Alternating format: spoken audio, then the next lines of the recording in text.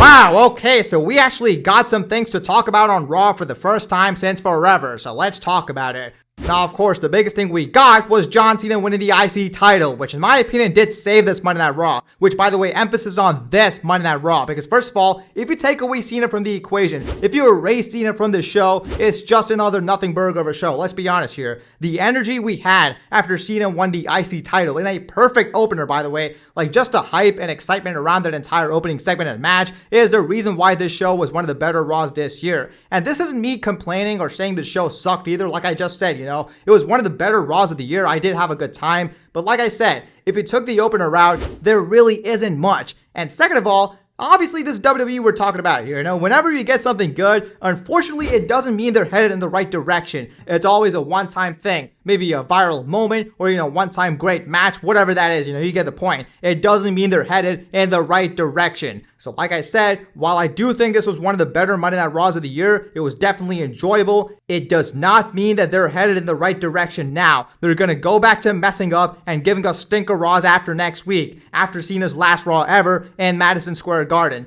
John Cena's going to open Monday Night Raw next week as well, and he's going to carry the show once again. The aura, the hype, the excitement of John Cena just being there, let alone becoming a Grand Slam champion, is what made the show what it was. So let's take a look at the show match by match, segment by segment. Let's review Monday Night Raw. So the show kicks off with Triple H, and guys, let's all calm down here. Poor Paul Levesque here is a little shy. He doesn't like being the center of attention, Don't mind him in there. And yeah, get this guy out of here, man. Like, honestly, in retrospect, it's really not a big deal that he was there, but it's just so annoying now. He's like, let's welcome the greatest of all time. Like, all right, bro, we get it. If he really is the greatest of all time, then why didn't you book his retirement tour better? But anyways, yeah, obviously this was just another pointless Triple H opening yap sesh that he does almost in every single big show.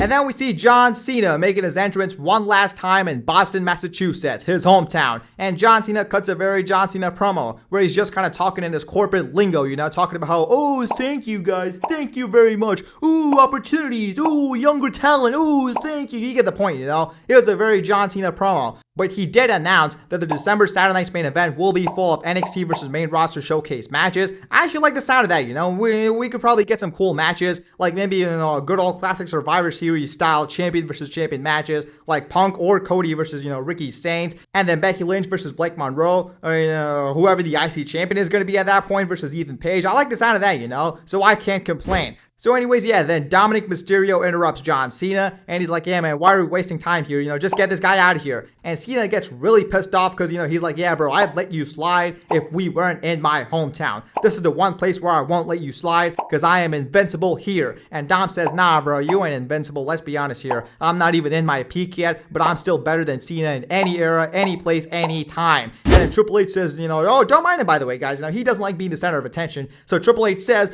well, this seems like a pretty good era. And I was like, no, it doesn't. Like, come on. But obviously, yeah, then he says, oh, this seems like a good time, man. This seems like a good place. So let's do Dom versus Cena for the IC title right now. And now look, going back to Triple H, sure, he did serve some kind of purpose here, I guess. But if all he's going to do is announce the match, then couldn't, I don't know, the general manager of Raw do that?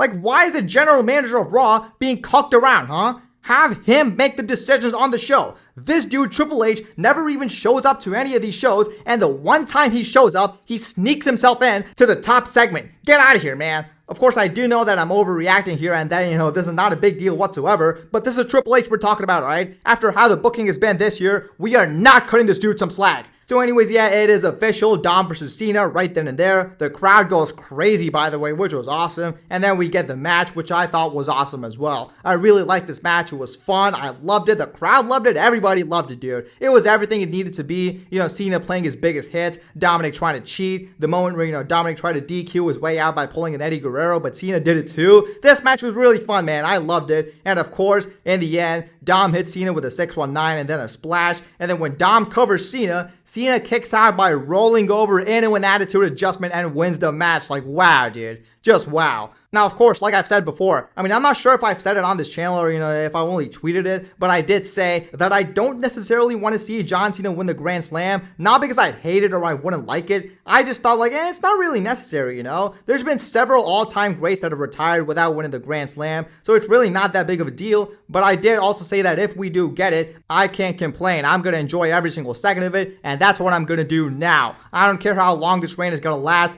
I'm going to enjoy every single second of it. I do hope he drops the belt before his final match, maybe next week or maybe Survivor Series, I don't know. I don't really want him to defend the belt in his final match because, it's Cena's last match we're talking about here. Whoever retires him needs a rocket shoved up their ass. They should be in the main event. They should be the main character, not a mid-card champion with all due respect. But like I said, I'm not really going to complain. I just hope we get some good stuff out of these final few days, man. Because Crown Jewel, the match with AJ was great, and now the stuff with Dom and the IC title tonight was great. If we can keep up the pace and make sure that the final 5 appearances of John Cena are great, man, that's all I want at this point, dude. I'm putting aside the bitterness of the bad booking of this whole retirement tour in hopes of getting something great in these final moments. This is Cena we're talking about, man. If you're old enough to be watching and actually understanding this video and what I'm talking about, then I know for a fact that Cena is a big part of your fandom for pro wrestling, So let's just all put aside the bitterness and enjoy what we have left. Because if you don't, you're definitely going to regret it. So let's embrace and celebrate John Cena while we still can. And as far as what we got on this show with John Cena, just great stuff, man. All around great stuff. No complaints from me whatsoever. So with that being said, let's just move on.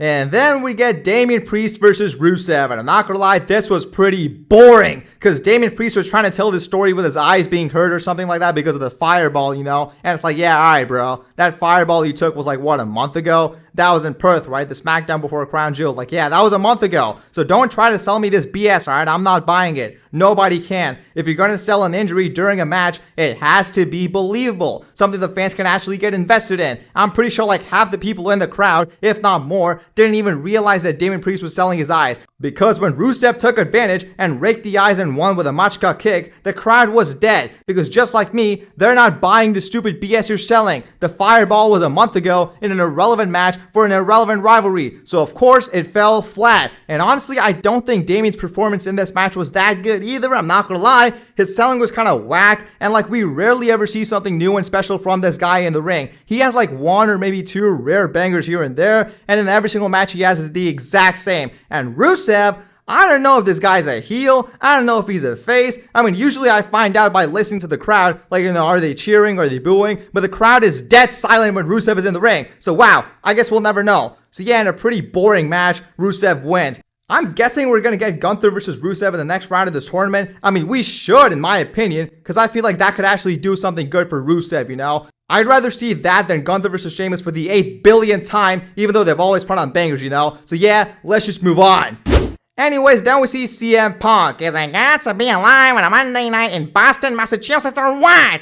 And CM Punk cuts a very 2025 CM Punk promo. Last week, I got sucker punched by a piece of garbage named Logan Paul, and here I knew he was a piece of garbage even before last week, but I didn't know he was that big of a piece of garbage, because Logan Paul, you're a piece of garbage, and I'm gonna have my boot on your broccoli-headed millennial neck. Like, dude, CM Punk's promos in 2025 are the definition of that sounded way better in my head, because it's always just a bunch of cheesy insults that Punk, in his head, probably thinks is the best thing in the world. And when you put him in there with Logan Paul, who never has any sort of idea what he's saying on the mic, you get one big train wreck of a promo. Like when Logan Paul gets out there, he's like, Punk, you've been getting cracked by Braun and Bronson every week. And he says that like 6 times in case you didn't get the joke first time. You get cracked every week. Me, I don't get cracked every week. Come on, me? Cracking? No, like come on guys, you get it? Cracking? It means he's getting dick. Yeah, that's awesome. Let's say that over and over again so we can get clip farmed on Instagram Reels by out of context wrestling. Get out of here, man. That was so forced. And then Punk is like, Boston, tell this guy we're not here to talk. We're here to fight. It's like, no, talk a little bit. Talk.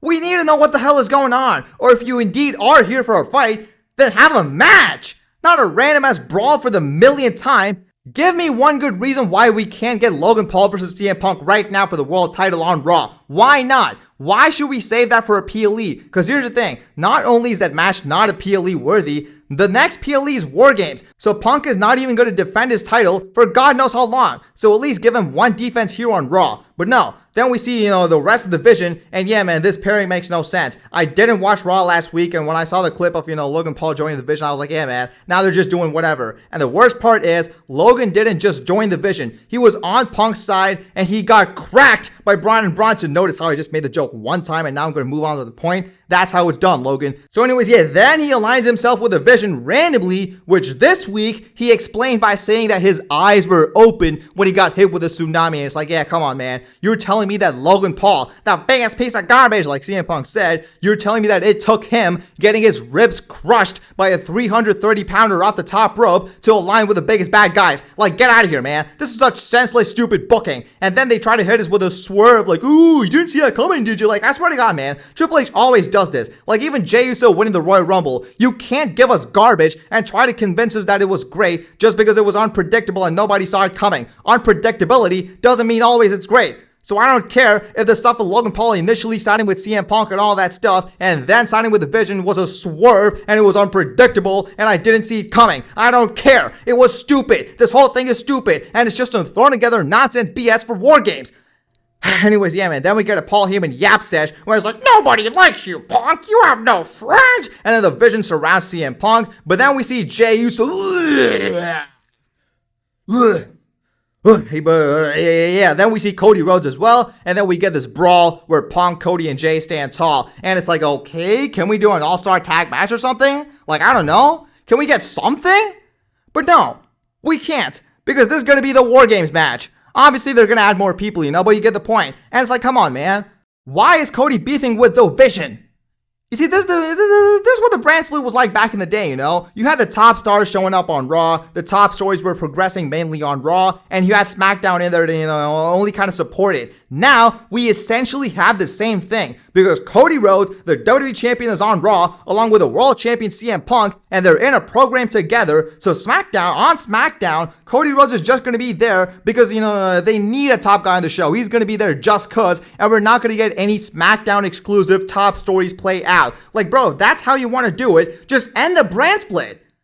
Like, I would much rather have a brand split, but if you're going to do stuff like this, then just end it at that point, man. There's really no use right now. If you're going to have a brand split, then commit to it. You can't be doing stuff like this. Cody Rhodes should not be prioritizing the Vision, especially because in his first promo after Crown Jewel, he said that he's moving on to SmackDown business. He said that word for word. He's like, Seth, now that I'm done with you, now that I'm done with the Vision, I am moving on to SmackDown business. He said that, dude, word for word. And now he's on Raw, back to feuding with the Vision?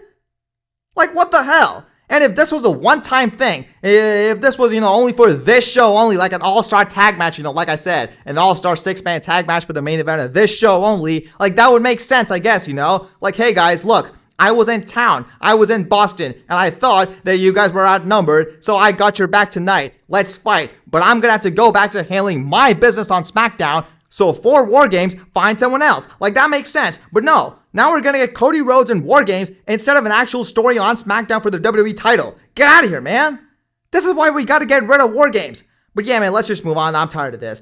Anyways, then we see Stephanie Vacquet versus Raquel Rodriguez for the women's world title. Pretty hype match, nothing too crazy, but I wasn't really expecting anything crazy either, I'm just glad the world champion is actually defending on Monday Night Raw, so I like that. But yeah, obviously Stephanie retains, and then we get this post-match assault where Nikki Bella staves Stephanie Vacquer, but then Nikki Bella turns heel by attacking Stephanie, Now here's the thing. You guys know that I couldn't care less about Nikki Bella, but here's the thing. If they're actually going to be doing something, like an actual legitimate feud or story, fine. I'll let it play out. We'll see where this goes. So with that being said, let's just move on.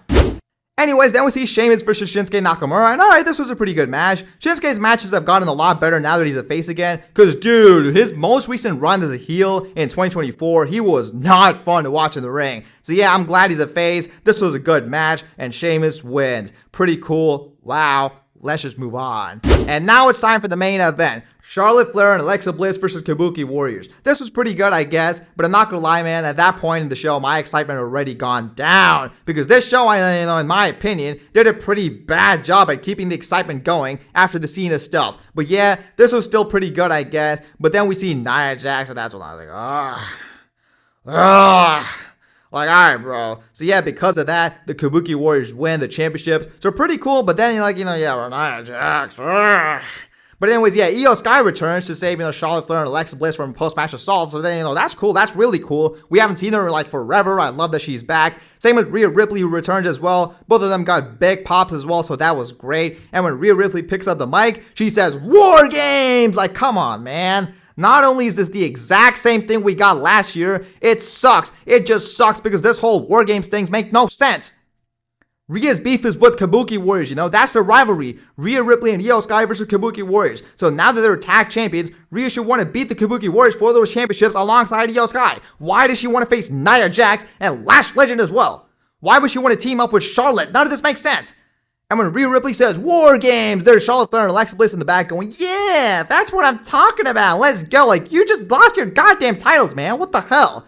But yeah, whatever, man. These months in WWE, like around November-ish, I get that we're just kind of killing time until the Royal Rumble, but like, come on, man. War Games is making it so much worse. So yeah, with that being said, that is it for Raw. And like I said, one of the better shows. I did get some kind of enjoyment out of it. The opener was fantastic, and everything else was, pretty much the same thing as every single week. I'll give the show like I'll give it a 6 out of 10. Sure, I think if it wasn't for the Cena stuff, the rating would be a lot lower. It is what it is, and like, I don't know, man. That is it for today. Let me know what you guys think. I'll see y'all in the next one. Peace out.